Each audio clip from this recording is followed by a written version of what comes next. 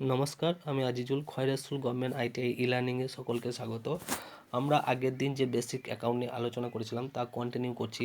Element of accounts, আমরা কিছু element লিখেছি যেগুলো হচ্ছে asset, liabilities, owner, security, income and expenses. তো অ্যাসেট, লায়াবিলিটিস এবং অনার্স ইকুইটিকে বলা হয় রিয়েল অ্যাকাউন্ট বা ব্যালেন্স শিট, এবং ইনকাম ও এক্সপেন্সেসকে বলা হয় নমিনাল অ্যাকাউন্ট বা ইনকাম স্টেটমেন্ট।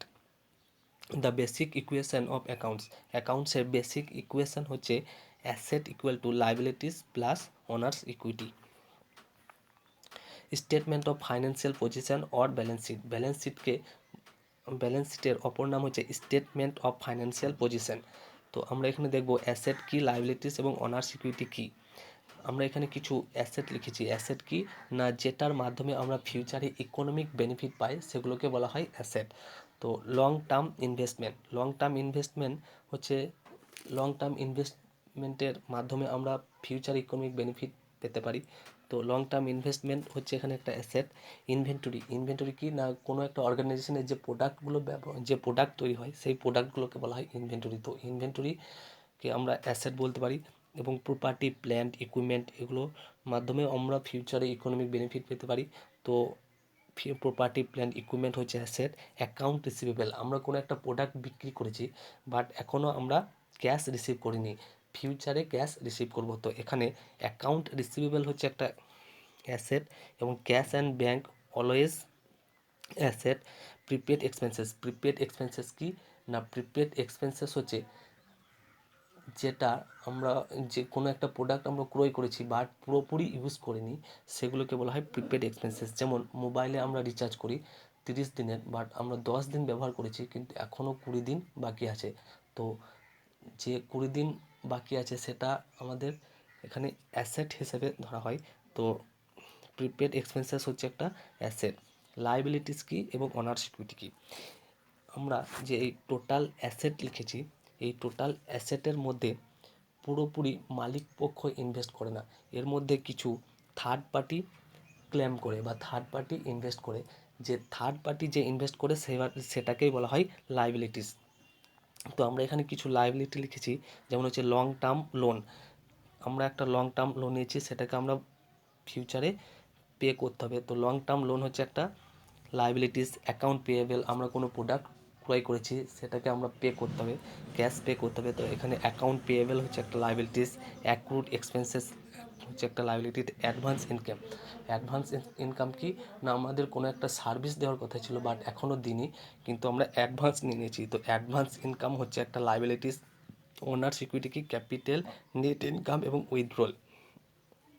তো এখানে asset plus asset equal to liabilities plus owners equity, এটা দেখব যে একটা অর্গানাইজেশনের যে থার্ড পার্টি ক্লেম করে এবং অনার্স ইকুইটি বা মালিক পক্ষ ক্লেম করে। তো টোটাল অ্যাসেট মনে করি 10,000 টাকা, এবং এখানে লায়াবিলিটিস ইনভেস্ট করেছে 4,000 টাকা, এবং অনার্স ইকুইটির লায়াবিলিটিস বাদ দিয়ে বাকি যে ইনভেস্টটা থাকবে সেটা হচ্ছে অনার্স ইকুইটি 6,000 টাকা। তো এদিকে দেখো 6,000 প্লাস 4,000 সমান 10,000, এবং টোটাল অ্যাসেট হচ্ছে 10,000। তো asset equal to liabilities plus owners equity. Statement of financial performance বা income statement. Statement of financial performance বলা হয় ইনকাম স্টেটমেন্টকে।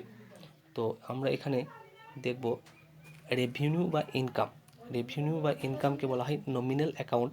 সেই নমিনাল অ্যাকাউন্টের রেভিনিউ হচ্ছে সেলস রেভিনিউ। ইনকাম কি, আমরা এখানে কিছু ইনকাম লিখেছি যেগুলো হচ্ছে সেলস রেভিনিউ।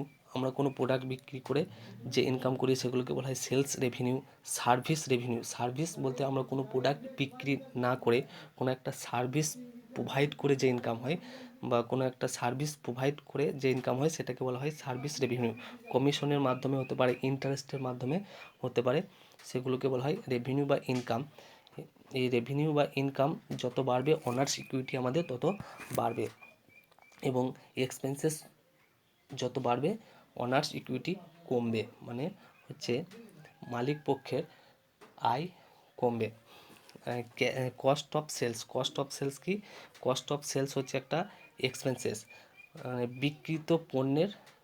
বিক্রিত পণ্যের উপর যে ব্যয় হয় সেটাকে বলা হয় পণ্যের উপর ব্যয়, কস্ট অফ ভ্যালু।